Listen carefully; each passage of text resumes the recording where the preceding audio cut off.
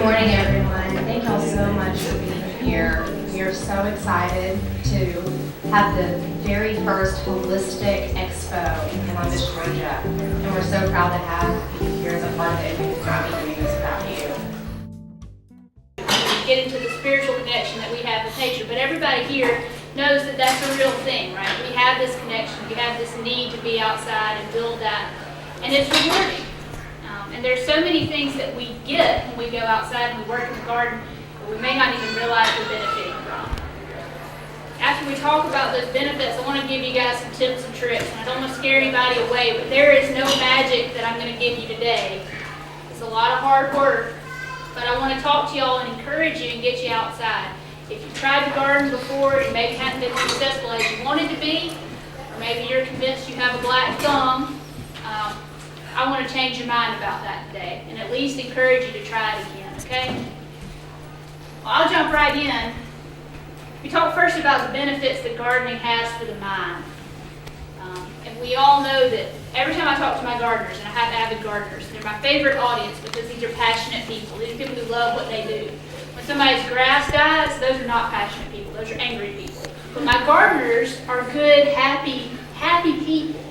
And that's a lot to do with what gardening does for your mind. And that's because we can go out and we can have this restful place. This is a Freud quote, and I love it because he talks about flowers having no emotions or conflict. And isn't that a lovely thing at the end of every day to be able to go to a place where there are no emotions or conflict, where we can concentrate and meditate and let our mind rest. And the first couple hours may be going through our mind that last conversation we had with our boss. But after that, we're free. We get that sort of peacefulness that gives us strength and gives us health. So you can pretty much dictate what your bee's flight behavior is in relation to your neighbor by the placement, which is very important when you're putting your bees either in a rural or a city situation.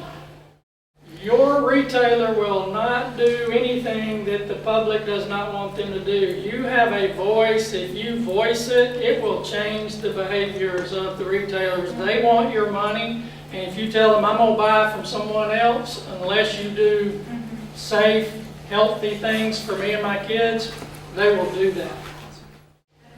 Okay, so this is approximately this total startup cost to get one hive going. We suggest trying to start 2 hives in your first year. That way if something happens to one, you still have something left. There's lots of things you can do to split a hive. You can.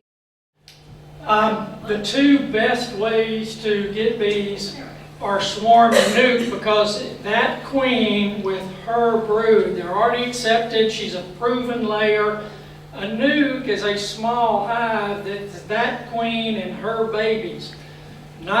The majority of people are going to buy packaged bees. They go to a commercial bee yard, they're shaking bees into packages, and they put a queen in there with them, and it's that queen's job to use her pheromones to convert those bees to hers, but nobody knows the age of those bees or how productive they are, so they work about 85% of the time, which is amazing that an insect community could bind that quickly. But you're better off in a proven situation with a swarm in her own family or a nuke in her own family.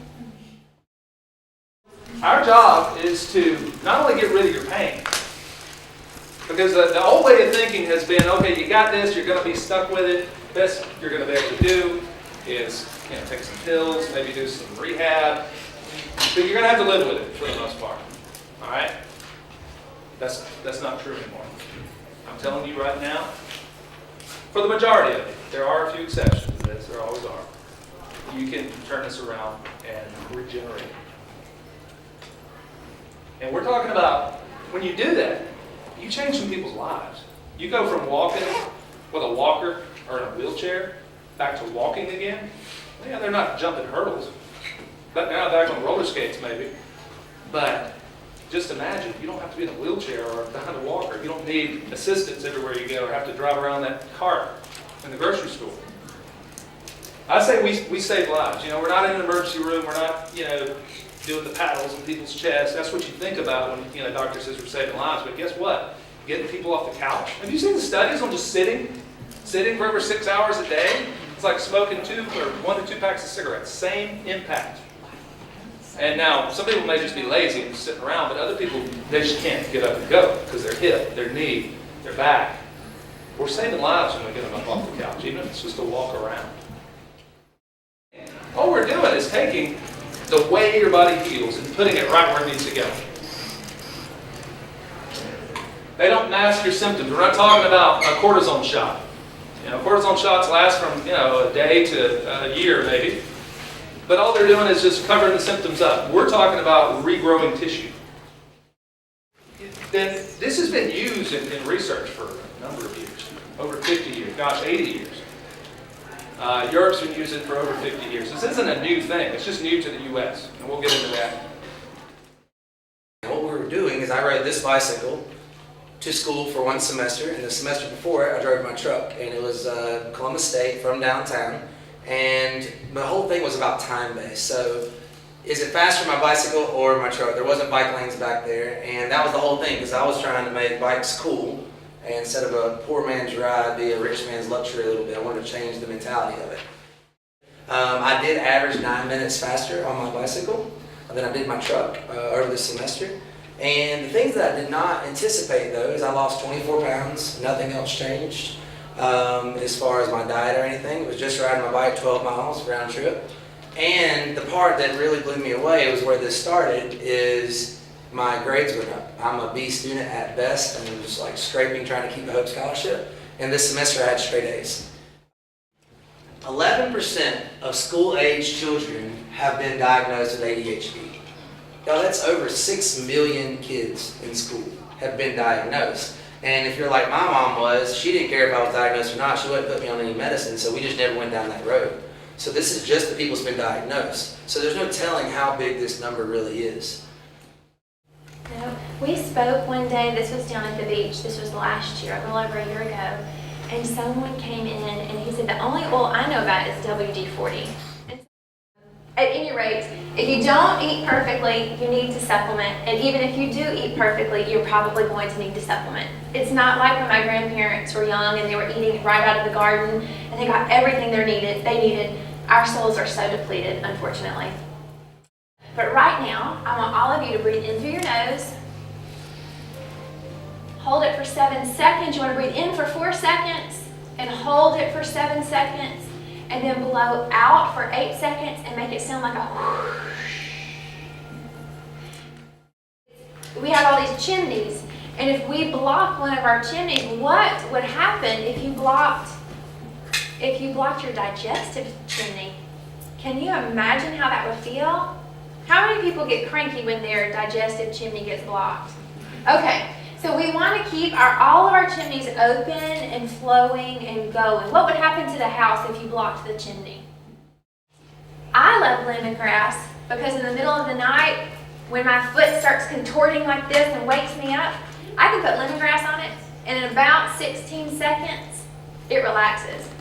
That is amazing. I also love lemongrass because after, if you're working out or running or anything like that, if you ever get any kind of tension in your muscles, using lemongrass helps relax that. I have a go-to kit. I carry it in my truck. It's a round one that's about that big, and it's got On Guard, Melaleuca, helichrysum for the blood that spills every now and then, and really a testimonial with the helichrysum. When I get a cut, I'll grab my Melaleuca and I'll clean it off real good, and then I'll put helichrysum on it, and most of the time it stops bleeding within a few minutes or immediately. So I was the biggest skeptic there was when she brought home this little brown bottle. I went, oh my goodness, what are we doing now? I'll never use that. Well, took a couple crisis, a couple, oh my goodness, I gotta have some help. And I'm a big believer in it now. That's our medicine kit. I mean, instead of having a lot of stuff we used to have, we have our bottles, our oils in our kitchen, and instead of going and get something that I used to get, I'll get a gel cap and put my own concoction in there and take it and get it in my body as quick as I can, and it works. So things started to unfold, and here I am, Columbus, Georgia, after 20 years. I've been practicing. I I pretty much know Japanese acupuncture, Chinese acupuncture, Korean acupuncture, because during the process, I couldn't get enough information. And they all have different approaches. Asian medicine or Chinese medicine is really good with herbs. They're phenomenal with herbs. Japanese acupuncture is really good with pain because the Japanese like to touch you. They like to stomp on you, they like to walk on you, they like to elbow you. They're tactile individuals. The Chinese are very introverted. They don't, they just want to intellectually understand the concept and stick a needle and back off. The young people, they can pretty much heal quickly because they're myofascial, visceral. But as you get older, the body's not supporting itself as well as it should. The hormones are inflammatory. There's an immense amount of heat. It's constricting the muscle fiber, and all of a sudden the muscles start to close, and the veins, arteries, and nerves start to be constricted. And what that does, when your brain is trying to send a message to secrete chemicals into your body, into actually through blood to help heal you, it's not happening as well as it should. I got into this because my mom developed breast cancer. I grew up with the healthiest mom you can imagine. She was a vegan, vegetarian, runner, hippie, chiropractor, anything and everything you can imagine that was healthy, we did growing up. So as kids, we had the privilege of taking wheatgrass shots before school and doing enemas when we had colds. So as a child, of course, you can imagine how that was torture. As an adult, I can definitely appreciate that education now. So when she developed breast cancer, it was so alarming. How does the healthiest person I know who does everything right develop breast cancer? Well, as some of you may know, and if you don't, you will learn, there's a very big emotional component that comes into our health and wellness. So let's get right in. Clinical thermography is a test of physiology or function. So unlike other tests such as X-ray, mammogram, MRI, those are tests of structure. This is a test of function, so completely different and very unique in its kind. So thermography is measuring the heat patterns or thermal patterns that your body is projecting. We all have those. They're connected to our central nervous system. So if something's disrupting or inflammatory on the inside, it's going to change your thermal patterns. So that's what we're looking for. Our bodies are designed to be symmetrical in temperature and in color, as you can see. So when we see asymmetry or heat in abnormal areas or even cold in abnormal areas, that can indicate problems occurring in the body. Today what I'm going to be talking about is how food can be one of those insidious things that's stealing your body and stealing your vitality. And it can be doing it even if you're eating what you would consider healthy or what we would all consider healthy. Kale can be bad for you if it's wrong for your body. And it's very subtle and it's pretty hard to tell unless we do some testing.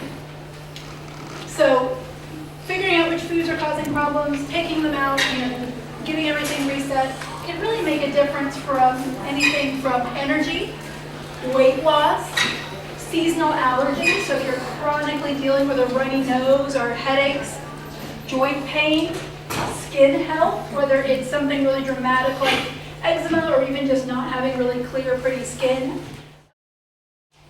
So gut inflammation will cause those tight junctions to snap apart. And when we have chronic gut inflammation, they don't come back together, and that sets up this food intolerance and immune system issue. Now there are two parts of what sets this up. One is leaky gut. The other is incomplete protein digestion. So we're not, we have three major categories of food. We have our fats, our proteins, and our carbohydrates. We don't have an immune reaction to fat. We don't have an immune reaction to sugar. Because all fats look almost the same, all sugar looks almost the same, but proteins, we have a huge variety of proteins, and that's what the immune system sees as stranger danger and starts to react to.